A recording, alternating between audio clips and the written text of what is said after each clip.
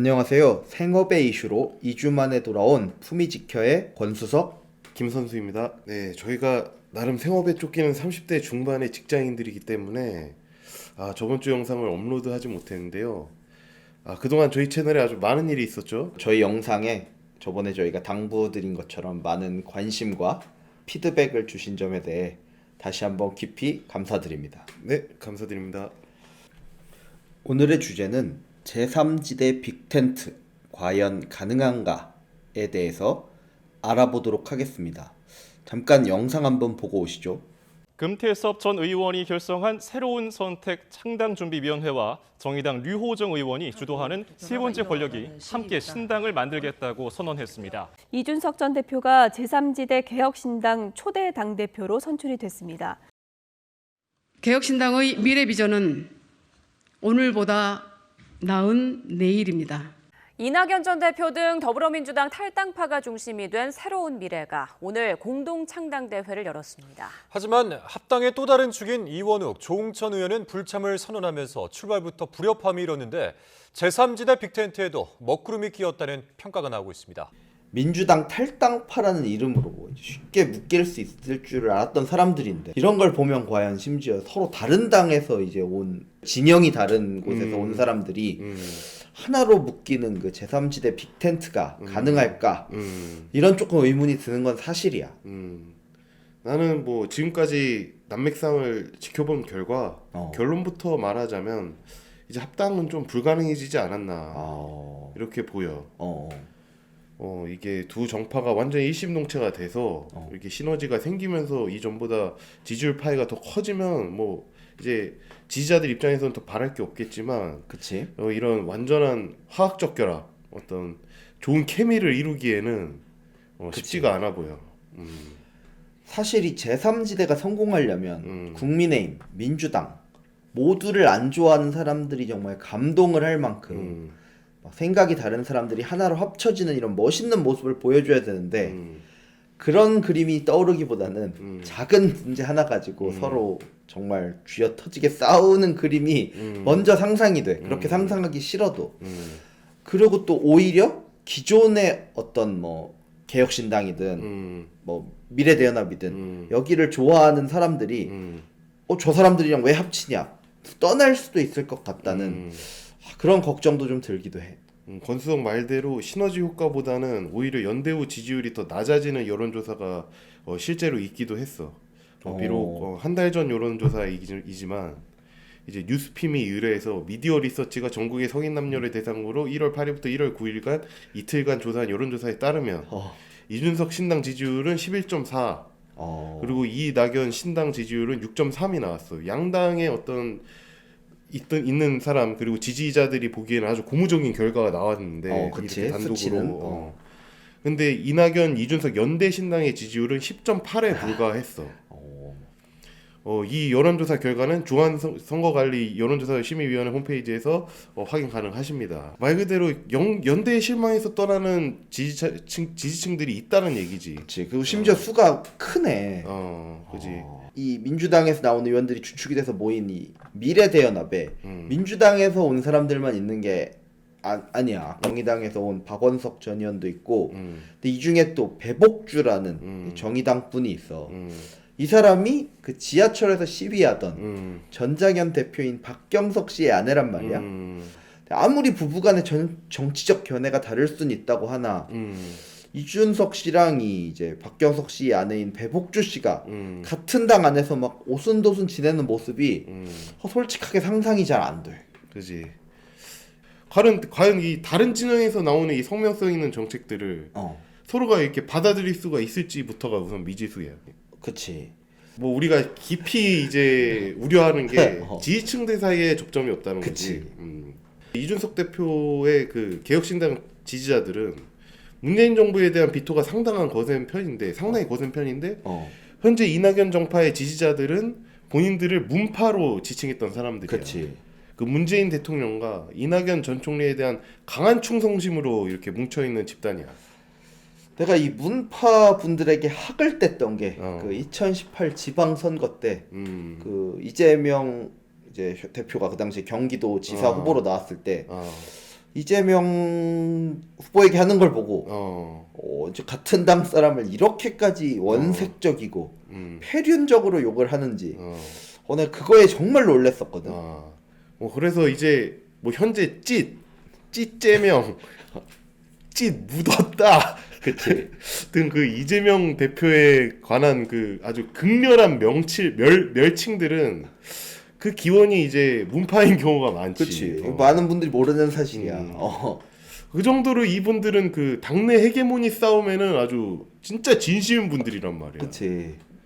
그리고 또 최근에는 이제 문재인 전 대통령이 그 당내 통합을 소홀히 한 이재명 대표에 대한 비판을 안 하고, 그치. 그리고 오히려 탈당한 이낙연 대표에 대해서 지지는 표명하지 않고 약간 비판적인 스탠스를 취하니까 이제 문파에서 문재인을 제명한다는 어떤 포스터가 돌기도 하더라고. 홍철 없는 홍철팀이지.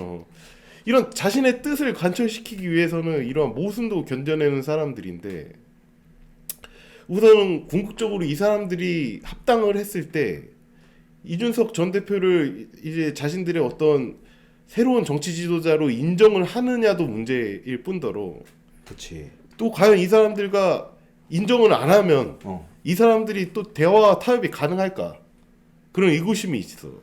그렇기 때문에 이제 통합신당이 이준석, 이낙연 통합신당이 등장한다고 하여도 이 지지층들의 이 화합적 결합을 이뤄내지 못한다면 이제 뭐 총선에 당장 앞에 올 이 총선의 공천도 문제일 뿐더러, 또 이제 같이 지선과 대선도 같이 치러야 되는데 이에 앞서서 이제 이와 같은 행태가 계속 될 거란 말이야. 그치.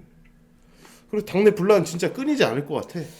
그래서 지금까지 우리가 논의해 본 것을 이렇게 종합해 보면은 이 제3지대 연합에 따른 시너지 효과가 과연 있을까 하는 이런 의구심이 있고, 그리고 제3지대 정치인들이 지금까지의 어떤 정치 노선이 너무 다르다.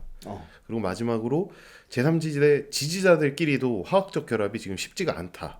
그래서 이 세 가지 때문에 어찌 보면 최고 수준의 통합인 합당까지는 이렇게 불가능하지 않을까 하는 게 이제 우리 품위지켜의 어떤 결론인데, 그래도 이제 제3지대 정치인들이 이 어떤 통합의 노력을 게을리하면 안 되는 게, 거대 양당의 대결 정치에 실망한 유권자들이 아직 제3지대에 상당수가 있고, 또 이들의 민심을 담아낼 수 있는 정치 세력이 있어야 한다는 게 어떤 시대적 요구이기도 하기 때문이야.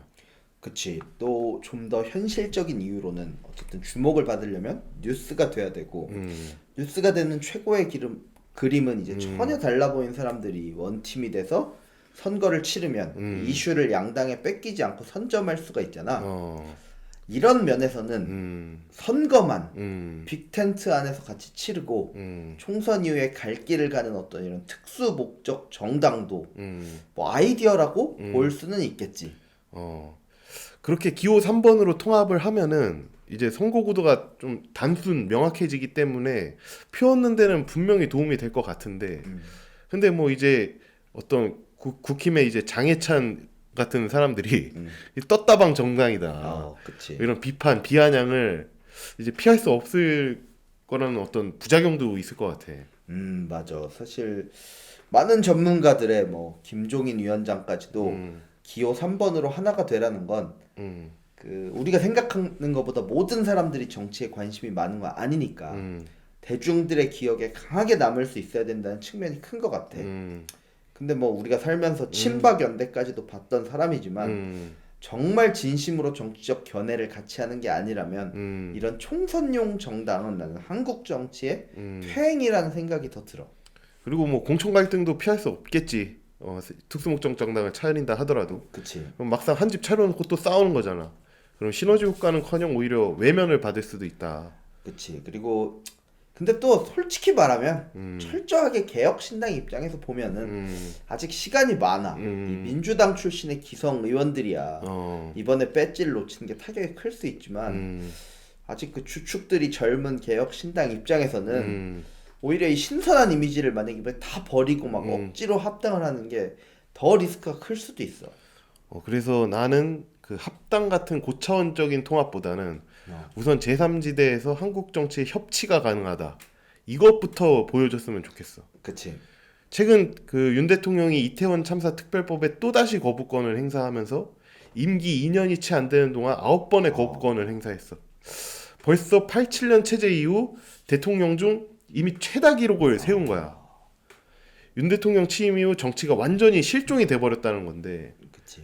그래서 제3지대로 이제 사람들이 모이는 궁극적인 이유는 통합보다는 오히려 더 이상 이 극단적 대결 정치를 보고 싶지 않은 게 더 큰 것 같아. 맞아.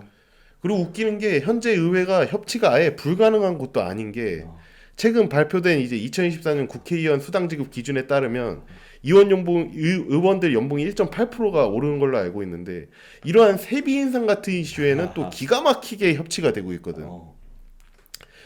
연봉 인상에 갈등이 있었다는 뉴스를 어디서 본 적이 없어.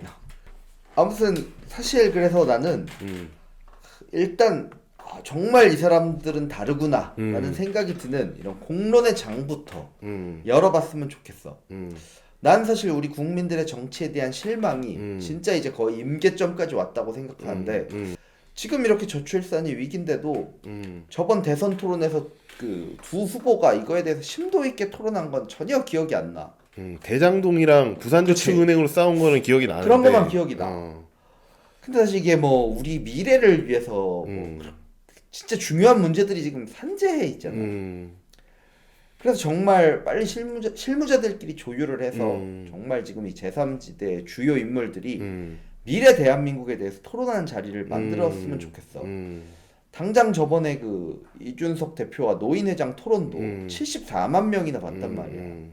어쩌면 지금 이제 이미 정치에 관심이 많은 제3지대 지지자들끼리 합쳐서 만들어낸 이런 가공의 지지율보다 정말 그냥 정치 무관심층, 혐오층이 찾아오게 만드는 게 나는 더 공격적인 마케팅일 수도 있다고 생각을 해. 그렇지. 그리고 이제 통합에 있어서 이제 지금과 같이 궁중암투처럼 반목하는 건 이제 좀 지양을 했으면 좋겠어. 지금 지지자들이 봤을 때는 지금 어떻게 통합 상황이 이루어지는지 전혀 알지를 못하잖아. 그치. 지금 이제 심지어 원칙과 상식이랑 이낙연이랑 헤어지는 것도 이 전혀 모르고 있다가 그냥 뜬금포로 이렇게 발표를 해버린 상황인 거 아니야. 속보로만 접하고 있지. 그래서 이제 더 이상 이 궁중암투는 안 된다. 그치. 한동훈 위원장님도 우린 내부에서 궁중암투나 합종 연행하듯이 사극을 찍고 삼국지 정치하듯이 말자는 겁니다. 사극은 어차피 늘 최수종 것이고 제갈량은 늘 졌습니다라고 하셨잖아. 그치. 궁중암투와 같은 정치인들은 정치는 정치인들이 이제 지향을 해야 해. 하지만 쉽지 않아. 본인도 그러니까. 최근에 윤 대통령하고 역대급 궁중암투를 한번 하시긴 했어. 그치. 근데 어찌 됐건 제3지대 정치인들뿐만 달라야 아니라 되니까, 제3지대. 달라야 되니까. 그러니까 어쨌든 이제 제3지대 정치인들뿐만 아니라 지지자들도 이 계속되는 반목에 감정 소모가 이제 극에 달했다고. 맞아.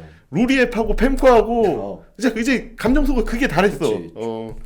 그래서 이제 그 지지자들은 지지자들대로 지치고 이제 무당층과 같은 이제 지지 유보자들 이제 실망감이 계속 커지는 중이야. 맞지.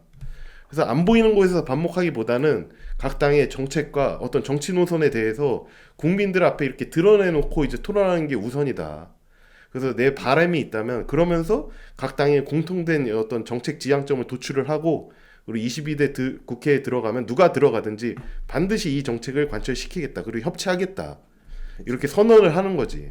그래서 이렇게 되면 갈등 정치에 있던 매몰돼 있어서 어떤 해결책을 아무것도 제시하지 못하는 이제 거대 양당과는 차별화를 할 수 있음과 동시에 이제 국민들이 바라는 협치가 가능하다는 것도 보여줄 수가 있지.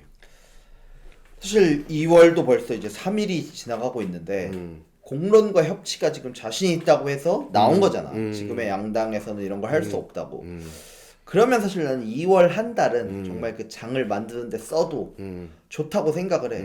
우리가 그 남북 통일도 통일 같은 거대 담론 얘기하기 전에 교류부터 하자는 말이 있잖아.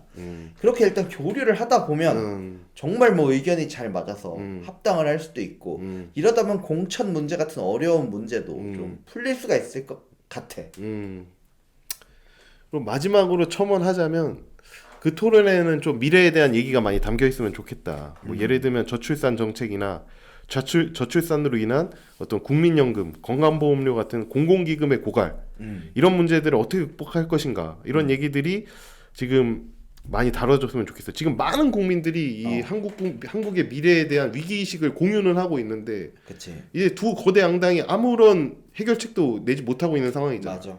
만약 여기서 이제 신당들이 심도 있는 정책 토론과 협치의 가능성을 보여준다면 이제 제3지대에 누구든 어찌됐건 새로운 활로가 이렇게 열릴 것이라고 나는 봐요. 네, 지금까지 한국 정치가 거대 양당의 갈등 정치에서 벗어나 미래로 향하길 바라는 품위지켜였습니다. 감사합니다.